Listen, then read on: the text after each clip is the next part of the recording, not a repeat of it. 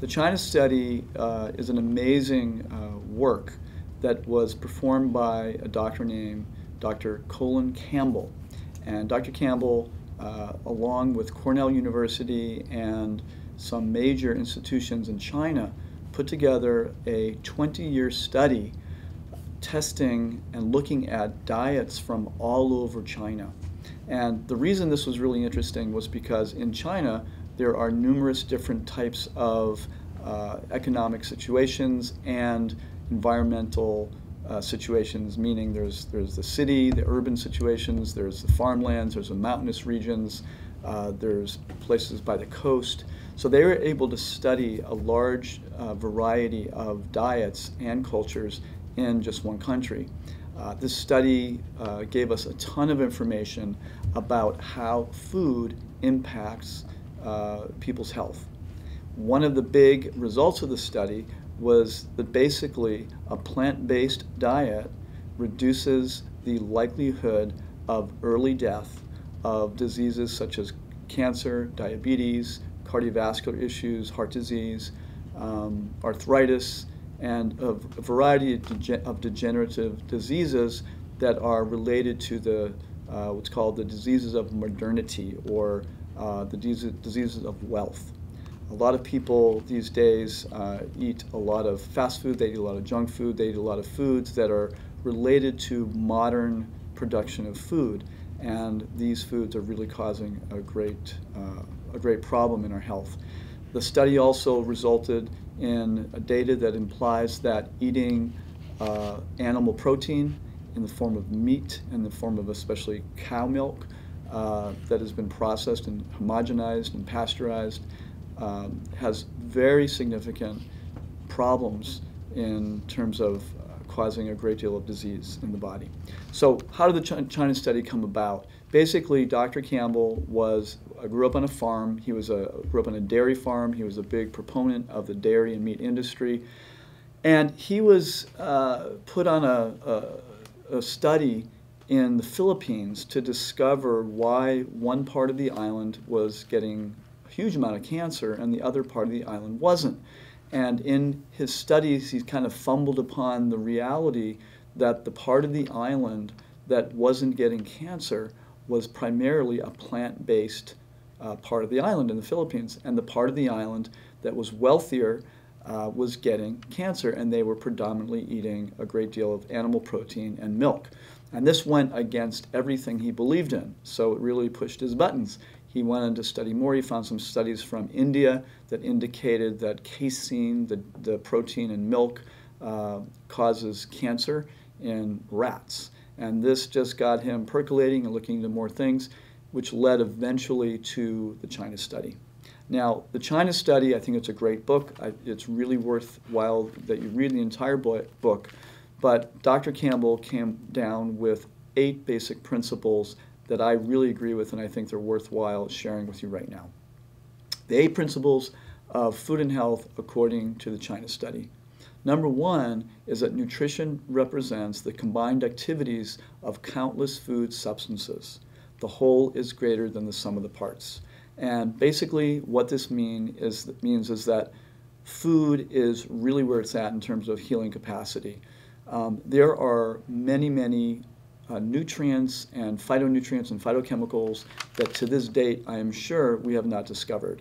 Every year we find another nutrient, another cofactor that supports the utilization and mobilization of nutrients in the body. So it used to be thought that many years ago that vitamin E was just one molecule. Now there's eight or nine parts of that.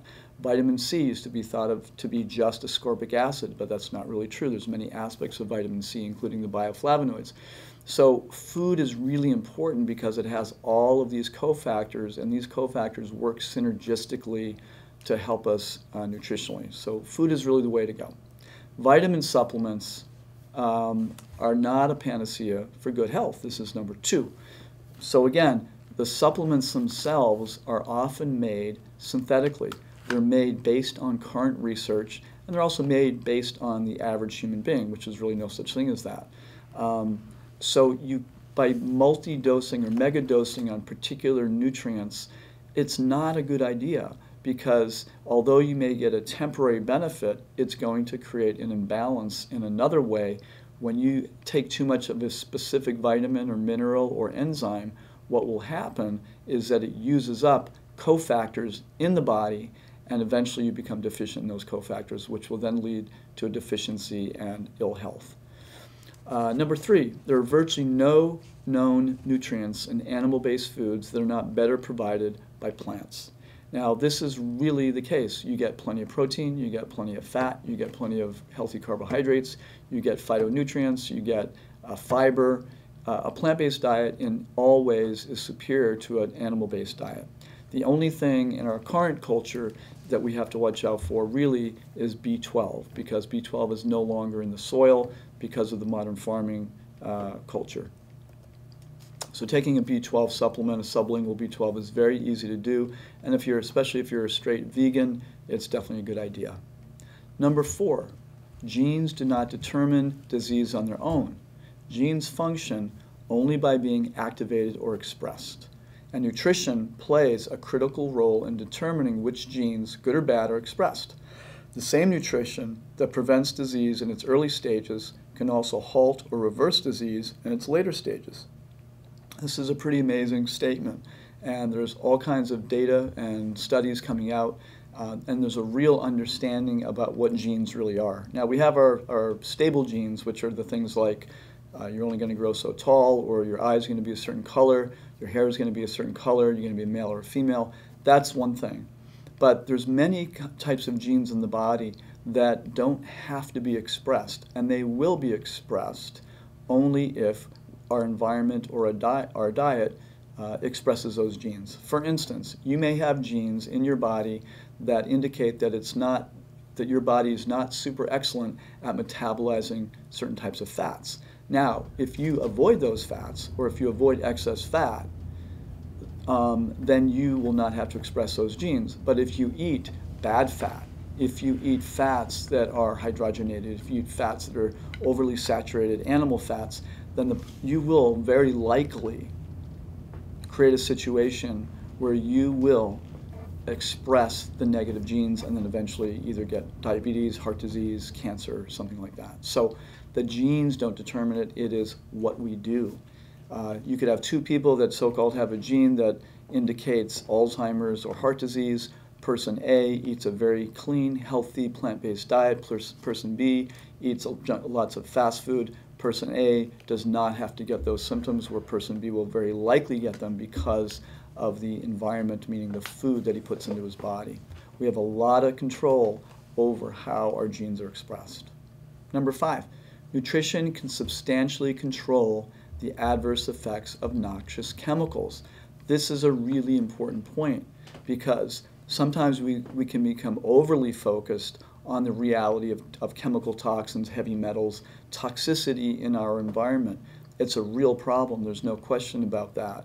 But the real issue is that how we eat will significantly determine how well our body is able to eliminate toxins. If we eat junk food, if we eat food that is not metabolized well, if we don't eat enough plants, fruits and vegetables, our body will not be able to excrete toxins. And then in that case, the toxic chemicals that are in the environment settle in our tissues and will definitely cause problems. If we're eating healthy, our channels of elimination are open, our cells can detoxify more naturally.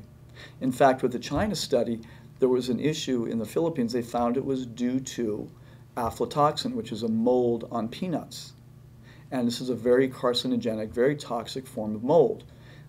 So the heavy meat eaters and dairy eaters were not able to clear aflatoxin from their bodies, where the plant-based eaters were able to clear it, and thus they did not get nearly the same amounts as cancer as the other part of the island.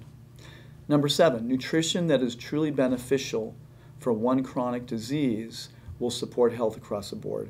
And this is kind of nice to know that Dr. Campbell discovered this, that we don't necessarily have to become experts on every single food that's out there. that this vegetable, this plant, this herb, this green, that grain, whatever, has a specific healing benefit. The truth is, if you eat a fairly wide spectrum of plants, of fruits and vegetables and grains and whole foods, and low to moderate fat, healthy fats in the diet, then you can be sure that you're getting all the nutrients you need. You're getting all the minerals, you're getting all the vitamins, you're getting all the proteins, you're getting all the fats, you're getting all the carbohydrates. You don't have to worry about eating a specific way in particular in order to get the benefits. These benefits also come because they will improve health across the board.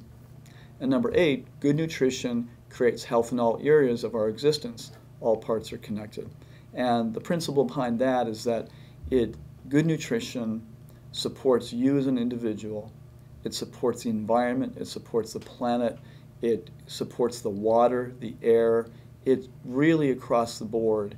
A plant-based diet, as I've mentioned before on the section on the vegetarian or the vegan diet, supports us on every single level that exists.